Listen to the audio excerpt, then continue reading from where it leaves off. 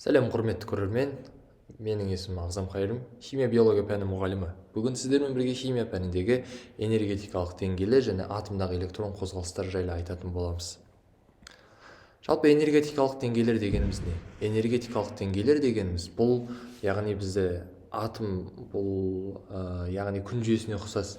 Яғни бізде атомның ядросын күн деп алатын болсақ, мына ортадағы қызыл көк түсті шарлар жиынтығы. Ал соны жаңағы күннің серіктері сияқты қоршаған шеңберлер бойында орналасқан кішкентай сары түсті шарлар, олар бізде жаңағы электрондар. Және мына орбита сияқты, яғни белгілі бір планетаның айналатын орбитасына ұқсас болып көрініп тұрған сызықтар, бұл бізде электронның қозғалу аймағы немесе орбитасы. Жалпы бізде атом деген не екенін алдыңғы тақырыпта қарастыра кеткендей, ол жер бетіндегі кез келген заттың ең кіші бірлігі болып табылады, іргетасы және де. Мен мынаны қараңыздар, сутектің бір электроны және гелийдің екі электроны бірінші энергетикалық деңгейде қозғалады. Яғни бізде мына ядроға бірінші орналасқан бұл бірінші энергетикалық деңгей, екіншісі екінші, ары қарай бізде энергетикалық деңгейлер үлкейе береді. Ал әрбір энергетикалық деңгейде өзіңіздер көріп тұрғандарыңыздай орналаса алатын электрондар саны болады. Оны есептеу үшін n тең 2n квадрат 2-ні қолданамыз. Мұндағы n ол деңгей нөмір, яғни бірінші деңгей, екінші деңгей деген сияқты. Осылайша біз жаңағы деңгей ішіндегі электрондар санын анықтаймыз. Одан кейінгі айтылатын зат бізде электрондардың энергетикалық деңгейі. Яғни мысалы мына жерде алдыңғы тақырыпта өте кеткенімізде бізде электронмен қатар протон және нейтрон атты бізде атомның құрылымдық бөлшектері болады.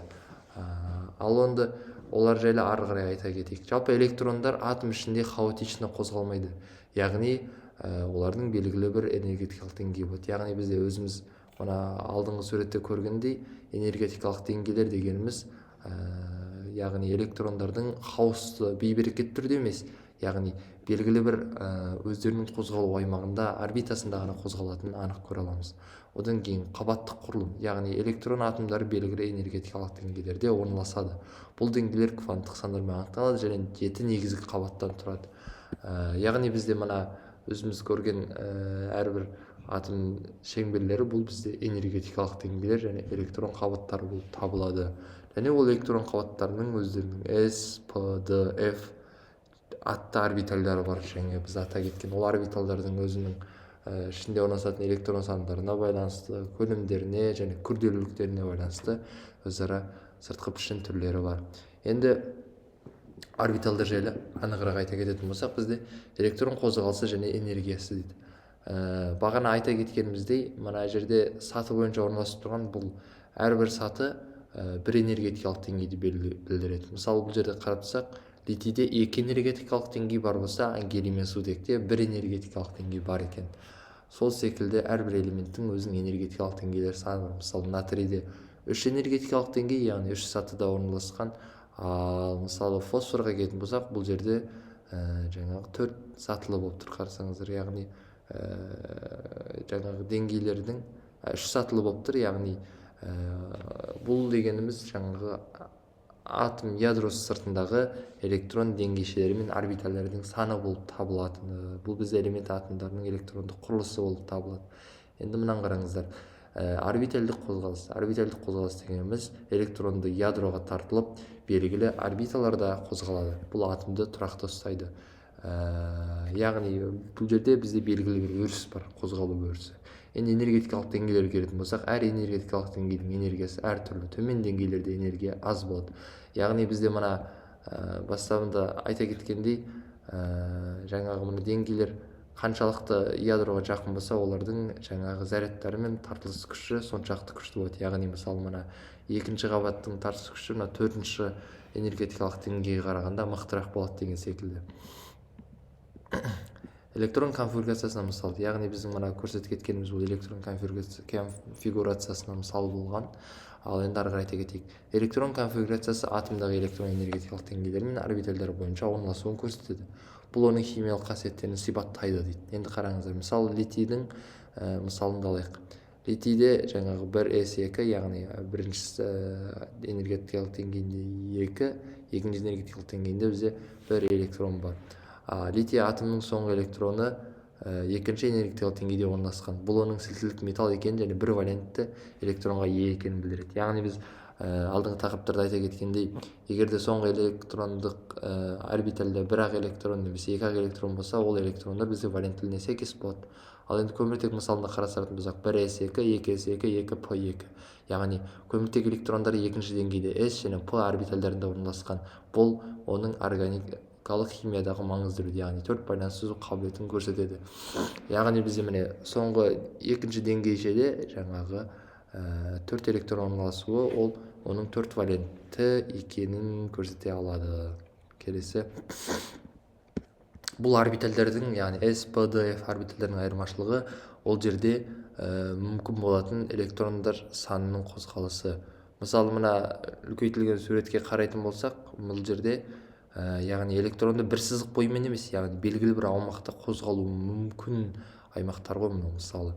Ал енді суретке назар аударатын болсақ, s орбиталі пішіні бізде дөңгелек тәрізді, яғни бұл жерде электрондардың қозғалу аймағы шеңбер тәрізді болатын болса, ал p деңгейшесі бізде уже күрделі, яғни ол жерде жүретін электрондар саны да сәйкесінше көп.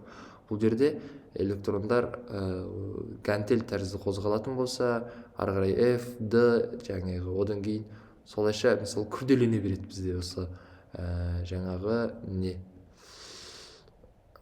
орбитальдардың пішіні, олардың ішіндегі электрондар және қозғалыстарға байланысты. Мысалы жаңағы үш кеңістіктегі қозғалыс суреті, яғни ол x-тан z бағытымен де, y-тан x бағытымен де қозғалуы мүмкін.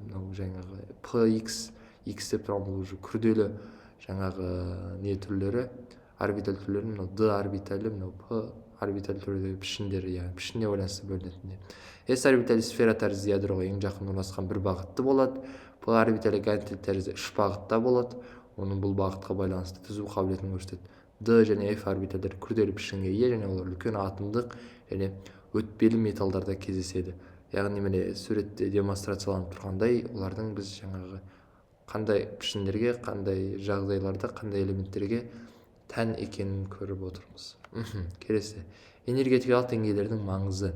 Энергетикалық деңгейлер атомның химиялық мінез құлқы және оның қоршаған ортамен әрекеттесу деңгейін түсіндіреді. Яғни бізде энергетикалық деңгейдегі электрондардың аз көптігі, олардың ядроға алыс жақындығы, бұның бәрі бізде элементтің физикалық және химиялық қасиеттеріне тікелей байланысты. Мысалы, бізде қарап тұратын болсақ, яғни белгілі бір элементтің электрондық деңгейлері аз және ол электрондық деңгейлердің соңғы қабатындағы электрондар сол орбитальды толтырмайтын болса, онда ол элемент бізде барынша белсенді болады, яғни енді бір элементтің электронын алуға бейім болады. Ал қандай элементтердің электронын алады, ол бізде сәйкесінше орбитальдер көп және соңғы орбитальдарындағы электрондар бейберекет алыс жатқан электрондарды алуға бейім болады. Осылайша бізде химиялық реакциялар жүреді. Ал кванттық ереже бойынша бізде Паули принцип және Кунт ережесі электрондар деңгейлерінің қалай бөлінетінін түсіндіреді. Бұл олардың минималды энергия күйінде тұрақты орналасуын қамтамасыз етеді. Периодтық жүйе дегеніміз бұл энергетикалық деңгейлердің толтыруы элементтердің период жүйедегі орнына әсер етеді және олардың ұқсас қасиеттерін түсіндіреді. Ал енді қорытындылай кететін болсақ, атомдағы электрон қозғалысы химия мен физиканың негізі дейді. Неліктен? Өйткені атомдағы электрон қозғалысы энергетикалық деңгейді түсіну, ғылымның іргелі аспектісі, ол біздің әлемді қабылдауымызды өзгертеді. Атомның құрылымы дейді. Электрондардың энергетикалық деңгейлері атом құрылымы мен қасиеттерін анықтайды. Химиялық түсінік. Бұл түсінік химиялық реакциялар мен материалдар қасиетін зерттеуде маңызды. Ал ғылыми дамуда бізде яғни атом деген бүткіл дүниенің негізі ретінде қарастыратын болсақ, ол ғылымды түсінуде және ғылымды ары қарай дамытуда көп үлесін қоса бермек. Жалпы осылайша біздің бүгінгі энергетикалық деңгей және электронның атомдағы қозғалыс жайлы тақырыбымыз тәмам. Келесі кездескенше қош сау болыңыздар.